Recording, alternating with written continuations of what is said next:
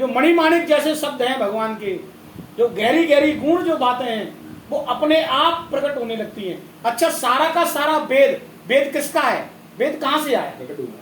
वेद ब्रह्म से आया, ब्रह्मा से वेद आया ना। तो ब्रह्मा हमारे अंदर है,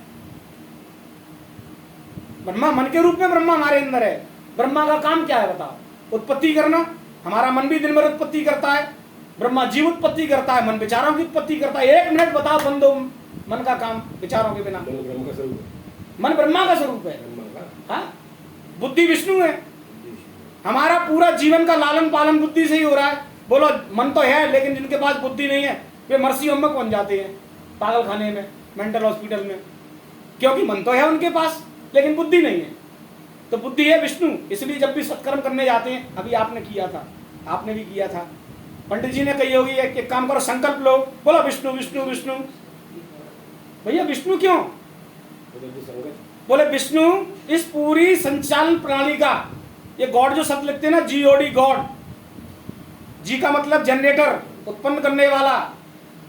ओ का मतलब ऑपरेटर, संचालन करने वाला। और डी का मतलब डिस्ट्रॉयर, नष्ट करने वाला। तो नष्ट करने वाले शंकर, पैदा करने वाले ब्रह्मा और चलाने वाले विष्णु, ये तीनों आपके अंदर विराजमान है। तो ब्रह्मा विष्णु महेश मेरे अंदर विराजमान है और ये सब मेरे से नीचे हैं। मेरा मन मेरे से नीचे, मेरी बुद्धि मेरे से नीचे और मेरा अहम मेरे से नीचे। मैं सबसे सर्वोपरि हूं, इसलिए अहम ब्रह्मास्मि, मैं ब्रह्म हूं। अब ये बताओ, जब ब्रह्म ही हो गए तो हमारे घट का वेद तो वैसे ही खुल जाएगा। उस अवस्था को आप प्राप्त करोगे, आपका वेद खुल जाएगा। श्रीमद् भगवत गीता में भगवान श्री कृष्ण कह रहे हैं, हे अर्जुन, जिसका ब्रह्म जाग जाता है, जो जीव स्थिति प्रज्ञ हो जाता है, वो वेदों का भी उल्लंघन कर जाता है। उल्लंघन का मतलब अपमान नहीं, उल्लंघन का भावार्थ होता है कि जो वेदों में लिखा है उससे कई गुना ज्यादा उसको वैसे आनंद प्राप्त होता है। तो बड़े, जैसे कहते हैं ना, किसी को बड़ा कुछ प्राप्त हो जाए तो उसे आनंद के लिए छोटे छोटे तालाबों की जरूरत नहीं होती। सागर प्राप्त हो गया आपको तो फिर तालाबों की क्या जरूरत है आनंद के लिए?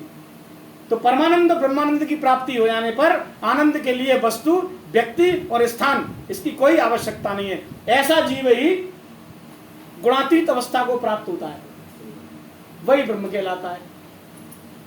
राम भी तो ब्रह्म ही थे। कैसे आए इस दुनिया में? नर बन के आए। नर बन के आए ना, तो ब्रह्म क्या था? ब्रह्म शरीर नहीं था, ब्रह्म थी उनकी प्रज्ञा जो अंदर लेके आई। सब कुछ थोड़े थोड़े समय में सीख लिया। गुरु ग्रह पढ़न गए रघुराई, अल्पकाल विद्या सब पाई। गुरु ने आंख बंद करके और थोड़ा ध्यान करके देखा, अरे यार मैं किसको विद्या दे रहा हूं? विद्यानिधि को विद्या दी नहीं, ये तो स्वयं विद्यानिधि है। भगवान तो स्वयं विद्यानिधि है, कि फिर भी विद्या लेने आए हैं। तो फिर उन्होंने ध्यान करके देखा, ओ भगवान मर्यादा में लीला कर रहे हैं, जनमानस के लिए कर रहे हैं। कई बार संत संसार को भी समझाने के लिए कई उटपटांग रूप बना लेते हैं। किसी समुदाय का उद्धार करना और किसी संत को करना हो तो उस उद्धार के लिए कोई भी रूप अपना लेते हैं किसी न किसी तरीके से। ऐसे ही भगवान ने इस बड़े समुदाय का, अपने परिवार में जो भटके हुए जो संतानें थी भगवान की, हम सब ईश्वरीय संतान है ना, तो भटकी हुई संतानों को सदमार्ग पर लाने के लिए वो पिता फिर रूप लेके आया। कैसा लाया? जैसा उसने हमको बनाया। चतुर्भुज लेके आता, हम जिंदगी में भगवान समझ ही नहीं पाते। फिर कहते हैं भगवान तो कर सकते हैं, लेकिन वो भगवान नर बन के आया क्योंकि हमको भी उसने नर बनाया है। नर बन के आया और नर बन के उसने हमको नारायण बनाने की कला सिखाई। भगवान संबंधों में आया, जो निराकार परमात्मा है। बिनु पग चलहे सुने बिनु काना, बिनु कर कर्म करे विधि नाना। आनंद रहित सकल रस भोगी, ते ज्ञानी भक्ता बड़ जोगी। ऐसा परमात्मा, और वो भी देखिए हमारे लिए, हमारे जैसा ही, एज इट इज हमारे जैसा बन के इस धरा पे आया। देवता भी दुर्लभ, देवता कह रहे प्रभु आप बार बार नर बन के जाते हो, कोई खास बात है इस नर्तन में? भगवान बोले हाँ खास बात है।